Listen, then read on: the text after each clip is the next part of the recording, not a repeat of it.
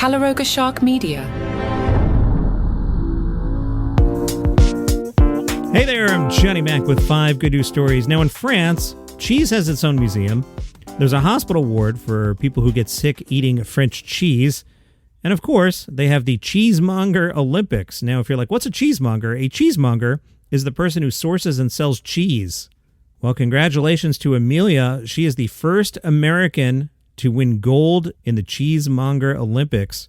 She's from Philadelphia. She learned the profession at the Philly Cheese School. She's been cheesemongering for years.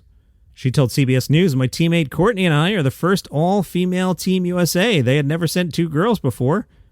They beat out cheese stronghold nations like Switzerland, Spain, Italy, and of course, France. She had to compete in 4 events. The events are a blind tasting, the perfect cut, a cheese sculpture, and a 100-centimeter square plateau centered around a theme. She says, in other parts of the world like Europe, being a cheesemonger is seen as a really respected career. In America, it's not as respected as it should be. It's definitely skilled labor. We have to have an encyclopedic knowledge of the cheeses in the case. If you want to try some cheese, she recommends the Point Reyes Farmstead in California, whose Bay Blue is the perfect first-timer blue cheese you could hope to find. You don't even have to pay to import it. All right, that's cool. Good news for Rico the dog. Rico the dog was days away from being euthanized when Rachel, who runs a dog training school, paid $200 to rescue him from a Portuguese dog pound. She told the news, I saw this picture online of this really cute black and tan dog in Portugal, and they said he only had 2 days to live. I paid the fee to get him out of the pound, but they hadn't found him a home, so I ended up paying him and bringing him over to England. She took him home and discovered he's really good at tracking. It was like hide and seek. Now Rico is being used to track down lost pets and animals which escape from their enclosures and probably wind up as the 5th story on this podcast more often than not, including a runaway capybara. Now Rico is training other dogs across the world to also rescue pets. That's awesome. Cal Raleigh from the Seattle Mariners met a 12-year-old Marcus who had wound up with Cal's 60th home run baseball.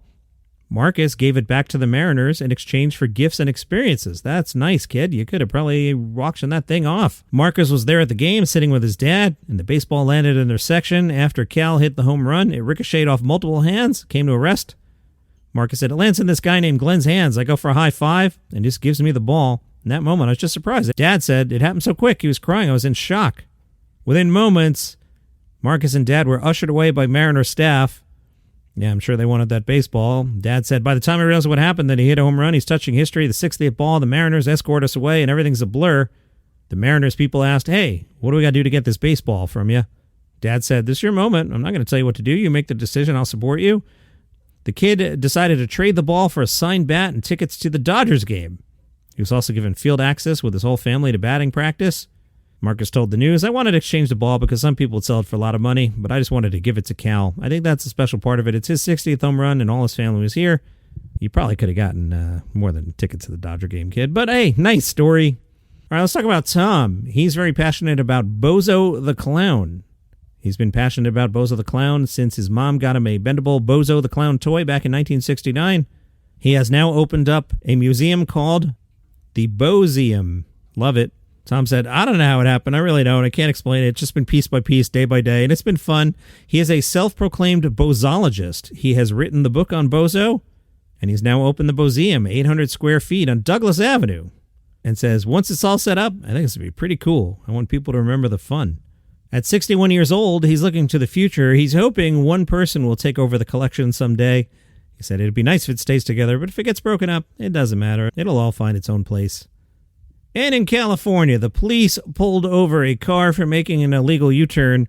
Here's the problem. It was one of those self-driving Waymos. The Waymo made an illegal U-turn, but there was no driver behind the wheel, so there was no one to give a ticket to.